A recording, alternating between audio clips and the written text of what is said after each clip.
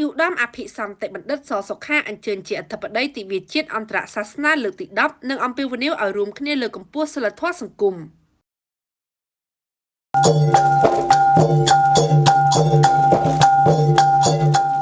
នារសៀលថ្ងៃទី20ខែសីហាឆ្នាំ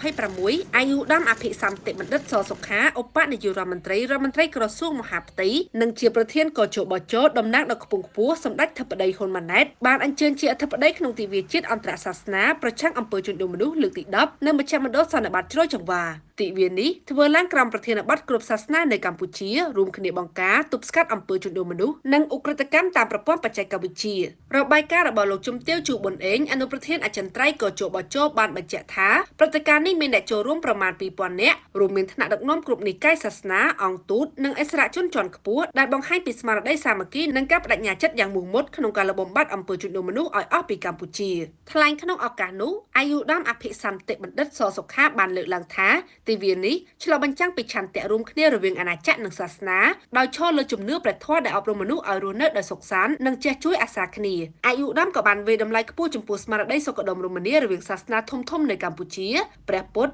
អ៊ីស្លាមនិងគ្រិស្តដែលបានរួមគ្នារៀបចំកម្មវិធីនេះអស់រយៈពេល9ឆ្នាំមកហើយនិងបានថ្លែងអំណរគុណយ៉ាងជ្រាលជ្រៅដល់គ្រប់ភាគីពាក់ព័ន្ធអាយុឧត្តមឧបនាយករដ្ឋមន្ត្រីបានអំពាវនាវដល់ថ្នាក់ដឹកនាំគ្រប់និកាយសាសនាឲ្យបន្តរួមគ្នាបង្កើនការអប់រំនិងលើកកម្ពស់សីលធម៌រស់នៅតាមគន្លងសាសនាដើម្បីកសាងសង្គមមួយដែលមានសុវត្ថិភាពទាំងផ្លូវកាយនិងផ្លូវចិត្តសម្រាប់មនុស្សគ្រប់រូប